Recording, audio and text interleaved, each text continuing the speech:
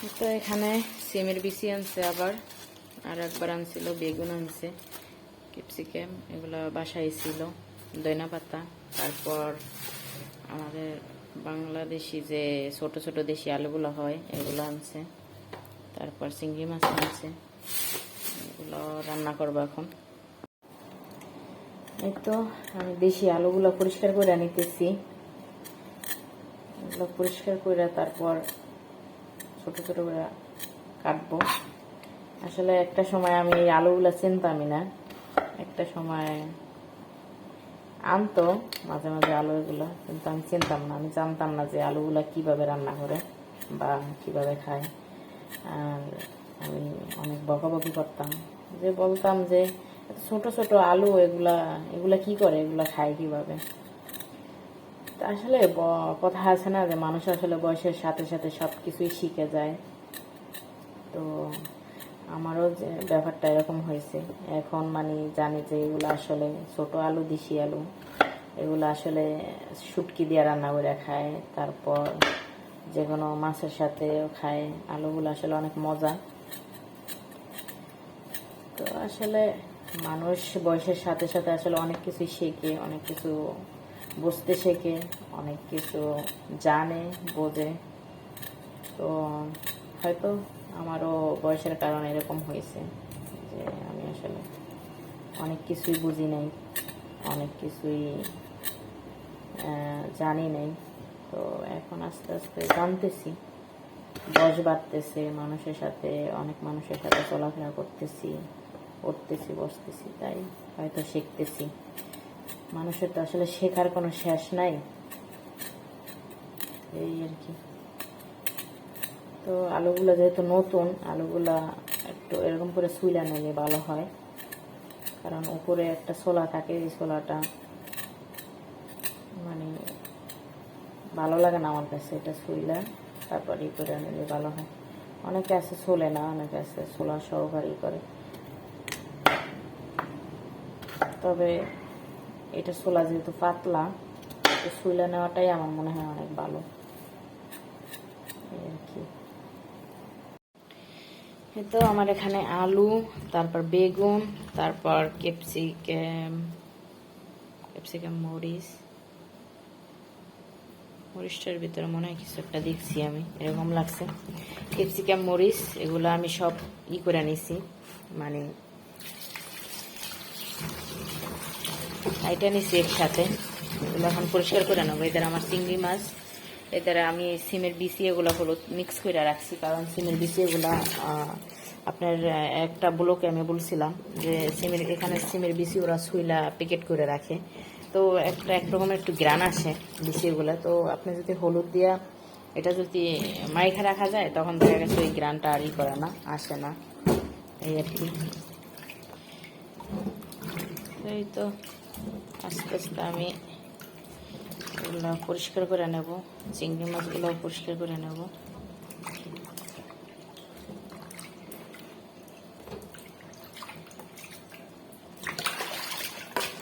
আসলে রান্না করা আমার আসলে রান্না করছি আসলে আমি, তারপর আবার এগুলো নিয়ে আসছে, তো এগুলো রান্না করে দিতে বলতেছে। যেহেতু দিতে বলতেছে, হাজব্যান্ডের কথা তো শোনাই লাগবে। ওখানে আমার ডিমই করছিলাম, ডিম অমলেট করছিলাম, তারপর ওই দিয়া পালং শাক দিয়ে ডাল দিয়ে রান্না করছিলাম। তারপরও যেহেতু এগুলো নিয়ে আসছে, যেহেতু আমি কিছু ফয়দা আইটেম রান্না করে নিই, তাই এখন রান্না করে দিলাম।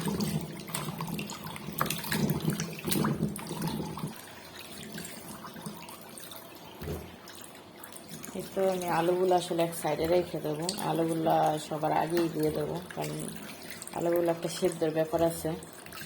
আর আমার সিমের বিচি, বেগুন, ক্যাপসিকাম, মরিচ, এগুলা এই সবজিগুলো আসলে আগে সেদ্ধ হয়ে যায়, তাই এই সবজিগুলো আমি একটু পরে দেবো, তাই পরিষ্কার রাখলাম। তো আমার সবজিটা ধোয়া পরিষ্কার হয়ে গেছে। এখন আমি সিমের বিচিগুলা ধুয়ে নেব।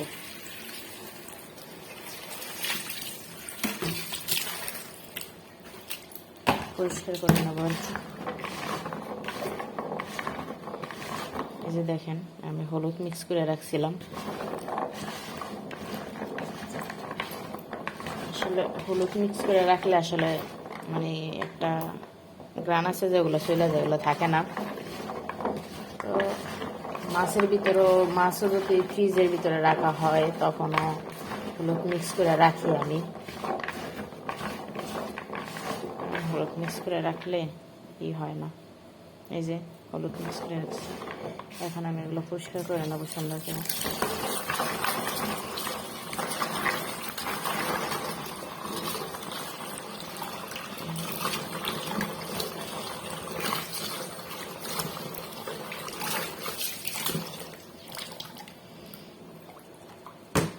এই সিমের বিচিগুলো আসলে শুটকি দিয়ে রান্না করলে অনেক মজা হয়, বেগুন দিয়ে রান্না করলে অনেক মজা হয়।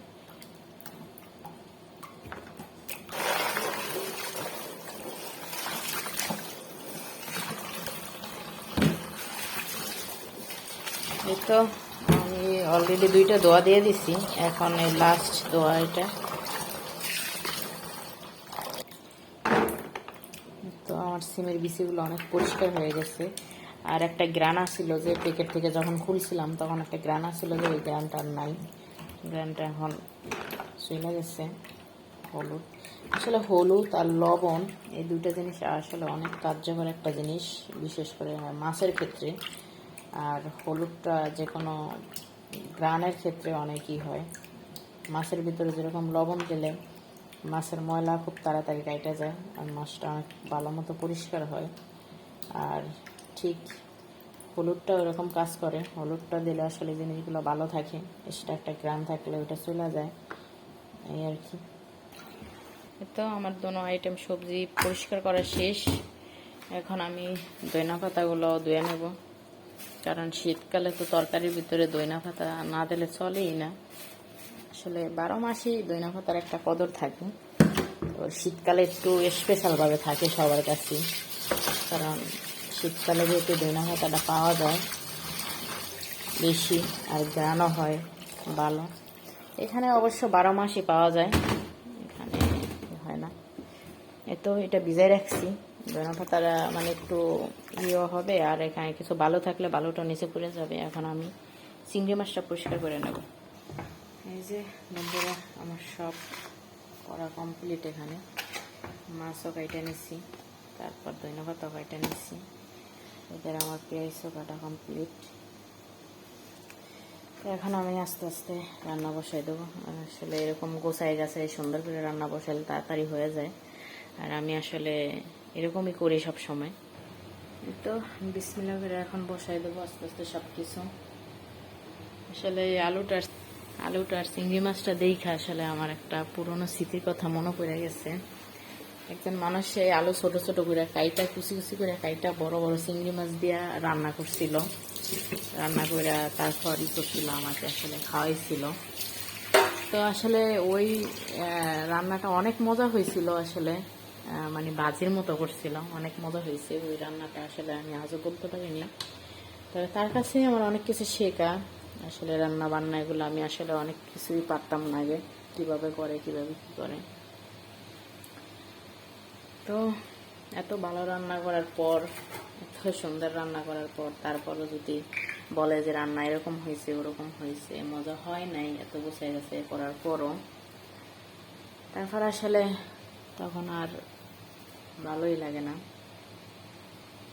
তো কিছু কিছু মানুষ আছে, আপনার রান্না পৃথিবীর সব মানুষে পছন্দ করবে, কিন্তু আপনার আপন কাছের একজন বা 2-1 মানুষ পছন্দ করবে না, এরকম আছে। আসলে এটা আসলে বাস্তব মাইনে নিতে হবে, কারণ এটা হয়েছে তাদের ইগো প্রবলেম। আমার মনে হয় যে তারা মনে করে যে তাদের রান্নাই বেস্ট, আর কারো রান্না বেস্ট না, এবং তারা রান্না করে খাওয়াবেও না। এইটা আসলে কিন্তু খাবেও, আবার মানুষের ভুলও ধরবে, এরকম এরকম কিছু ফ্যামিলি আছে, কিছু ফ্যামিলির মানুষ আছে। আসলে তো এই আর কি। তো আমি আসলে সবসময় ভালো করে রান্না করার চেষ্টা করি, মন দিয়ে রান্না করার চেষ্টা করি। তারপরও দেখা গেছে রান্না তো ভুল হবেই, কারণ রান্নার স্বাদটা আসে আপনার উপকরণের উপরে। আপনি উপকরণ আসলে কেমন টেস্ট হবে, কেমন টেস্ট, তারপর কিছুটা হাতের ভিতরও আছে। তো চেষ্টা করি সবসময় ভালো রান্না করার জন্য। মাঝে মাঝে হয়তো আমার কাছে তো ভালোই লাগে, আরও 5টা মানুষের কাছে ভালো লাগে, ওই একটা মানুষের কাছে হয়তো খারাপ লাগে, এরকম আর কি হয়ে যায়। তো কী করার, খারাপ ভালো মিলাই তো মানুষ, সব কিছু তো আর পারফেক্ট হবে না, এটাই আর কি। তো পেঁয়াজটা দিয়ে দিচ্ছি। আসলে এখানে আমার কাছে রসুন নাই, রসুন আসলে অল্প একটুখানি আছিল, তাই অল্প একটুখানি দিয়ে দিচ্ছি। তো সব সময়ের মতো আমি যেরকম পেঁয়াজের ভিতরে লবণটা দিয়ে দিই, যেন পেঁয়াজটা তাড়াতাড়ি সেদ্ধ হয়ে যায়, গলা যায়।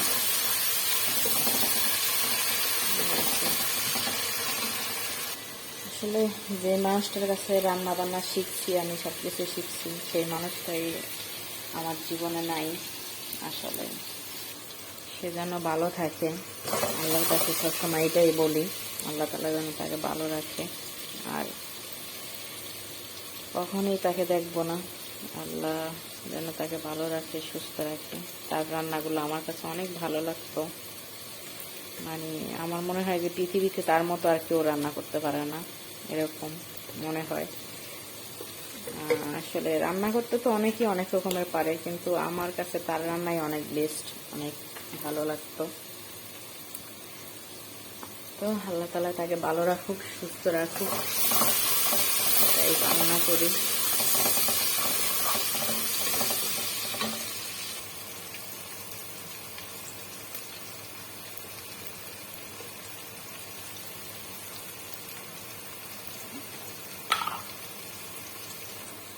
তো আজ অনেক বছর পর আসলে পুরোনো কথা মনে পড়ে গেছে, আসলে আমার দাদির কথা অনেক মনে পড়তেছে। আসলে আমার দাদির রান্নাগুলো সবচেয়ে আমার কাছে বেস্ট। আসলে আমার এমন একটা হয়ে গেছে, আমার অল্পতেই আমার আসলে কান্না চলে আসে, কেন আমি আসলে জানি না। আমি আসলে অল্পতে কান্না করি না, তারপরে চলে আসে। কিছু আপন মানুষ, কিছু কাছের মানুষ, তাদের কথা মনে হইলে তারা আমার জীবনে অনেক ইম্পর্টেন্ট মানুষ ছিল, কিন্তু হয়তো বুঝি নাই, বা বয়সের কারণে বুঝি নাই। কিন্তু আজ তাদেরকে আল্লাহ তাআলা আমার কাছ থেকে অনেক দূরে নিয়ে গেছে। দোয়া করি তারা সবাই যেন ভালো থাকে। আমার দাদি আসলে মারা গেছে, অনেক বছর হয়ে গেছে, অনেক মনে করি দাদির কথা। দাদিকে দেখতেও পারি নাই, শেষ সময় দাদির সাথে একটু কথাও বলতে পারি নাই আমি। আসলে আল্লাহর কাছে এটাই বলি, যেন আমার মৃত্যুর পর আমার দাদির সাথে প্রথম দেখাটা যেন আমার হয়। আসলে এই বয়সে এসে এখন মনে হয় যে আসলে এই পৃথিবীতে যদি আমাকে যদি কেউ ভালোবাসতো, একমাত্র আমার দাদি আমাকে ভালোবাসতো। আমার দাদি সবসময় আমার ভালোটাই চাইতো, কখনো আমার খারাপটা চাইতো না। আসলে মানুষকে মানুষ তার বাবা মা এরাই তো মানুষের হয়, আপন হয়, এর উপরে তো আর আপন কেউ হয় না। কিন্তু আমি বলবো আসলে আমার আপন হয়েছিল আমার দাদি। আমার আমার বাবা মার চেয়েও আমার দাদি আমার অনেক আপন কাছে। সারা জীবন একটাই আফসোস আমার থাইকা যাবে যে আমার দাদিকে আমি দেখতে পারলাম না। আল্লাহ যেন তাকে জান্নাতবাসী করে, আর সে যেন ভালো থাকে। তো এরকম আসলে জীবনে কিছু মানুষ আসে, ইম্পর্টেন্ট মানুষ, আসলে তাদেরকে আসলে বলার মতো না, কখনই বলা যায় না তাদেরকে। সব সময় সারা জীবন মনের ভিতরে গাইতে থাকে, হয়তো প্রকাশ করা হয় না, মনে থাকে সব সময়, তবে সারা জীবন তাদের জন্য ভালোবাসা থাকে। যাক, এগুলো বাদ দেই। আমি আসলে রান্না করতে এসে আসলে মানে কি হয়ে গেছি, আসলে পুরোনো কথাগুলো মনে পড়ে গেছে। আসলে কেউ কিছু মনে করবে না, কারণ প্রত্যেকটা মানুষের কাছে প্রত্যেকটা ইম্পর্টেন্ট কিছু থাকে, ইম্পর্টেন্ট কিছু মানুষ থাকে, ইম্পর্টেন্ট কিছু পার্সন থাকে। আমার জীবনে ইম্পর্টেন্ট পার্সন ছিল বা আজও তাদেরকে সবসময় প্রতিনিয়ত আমি মনে করি। এই তো আমি এখন আলুগুলো দিয়ে দিতেছি এখানে। আলুগুলা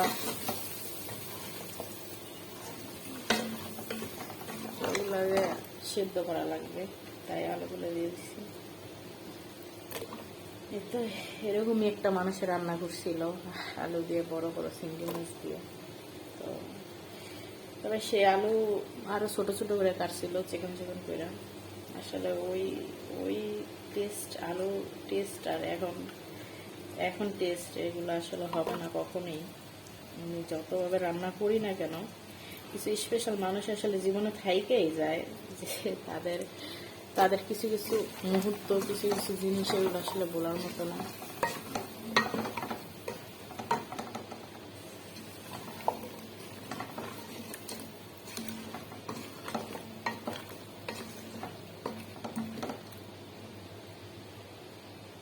এখন আমি আলুগুলো সুন্দর করে আগে কষাই নেবো। কষাই নেওয়ার পর যখন একটু সিদ্ধ হয়ে যাবে, তখন আমি এই সবজিগুলো সব দেবো।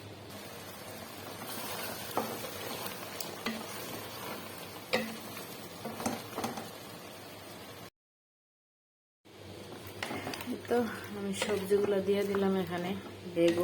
বেগুন, তারপর ক্যাপসিকাম, মরিচ, টমেটো দিয়ে দিলাম। এখন আবার দিয়ে দেবো সিমের বিচি। সিমের বিচিগুলো দিয়ে দিলাম। অনেক সবজি হয়ে গেছে।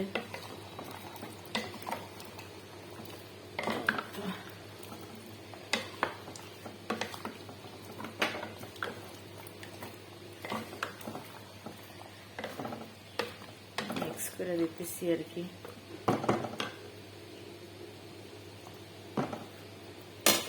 সবজি একটু বেশি হয়ে গেছে, সমস্যা নাই। সবজি বেশি হইলে, শীতকালের সবজি আসলে সবজি খাওয়া শরীরের লাগে অনেক ভালো, উপকার।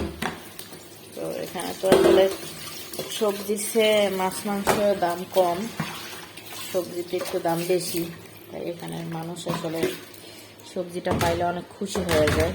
আর বাংলাদেশে যারা যায়, তারা সবজির দিকেই বেশি থাকে, মানে যোগ থাকে বেশি, কারণ এখানে যেহেতু সবজির দাম বেশি। তারপর আবার দ্বিতীয় কথা হয়েছে, সবজিগুলো কোটা বাছা অনেক সময় লাগে। তো মানুষের জন্য তো আসলে এত টাইম নেই, এটা সারাদিন কাজ করে আইসা তারপর এই সবজি কাটা, ধোয়া, বাছা, শাক ঠাক এগুলো পরিষ্কার করা, এগুলা তাদের টাইম থাকে না। তো যাদের ফ্যামিলি আছে, যাদের ওয়াইফ আছে, বউ বাচ্চা আছে, এখানে একমাত্র তারাই খাইতে পারে সুন্দর করে, মানে এই আর কি। তো বেচালারা তো আসলে এগুলা খায়, তবে শাক টাক এগুলো তাদের অত বেশি একটা টাইম হয় না, তারা বেশিটা খাইতে পারে না। তারা দেখা গেছে মাংস আইনাই দেখা গেছে রান্না করে 2-3 বেলা এগুলাই খায়, বা 2 দিন এরকম করে খায়।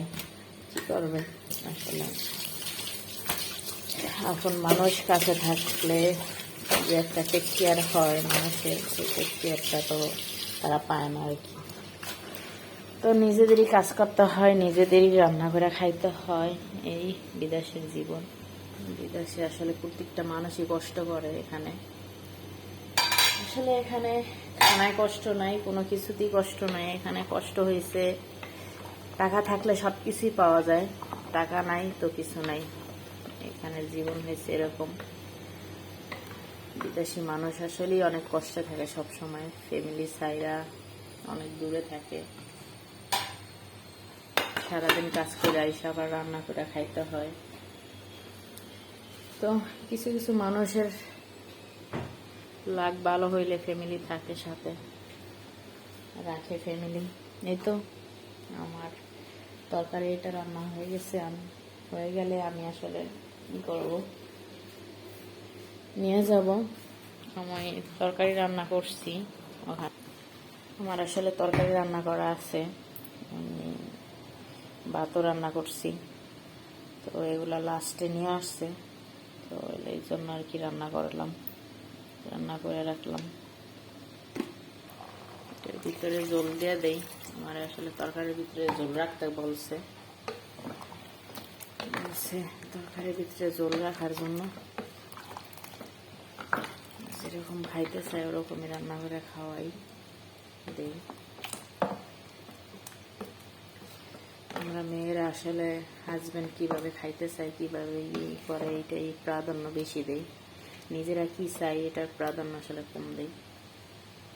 এটা আসলে সব মেয়ের ক্ষেত্রেই হয়, প্রত্যেকটা বিবাহিত মেয়েদের ক্ষেত্রেই হয় এরকম। বিয়ের পর আসলে কিছু কিছু মেয়েদের নিজেদের কোনো চাহিদা থাকে না, নিজেদের কোনো চাওয়া পাওয়া থাকে না, নিজেদের কোনো ইচ্ছা থাকে না। ফ্যামিলির খুশি, হাজব্যান্ডের খুশি, সন্তানদের খুশি, এটাই আসলে আমরা মেয়েরা মনে করি এটাই সব কিছু।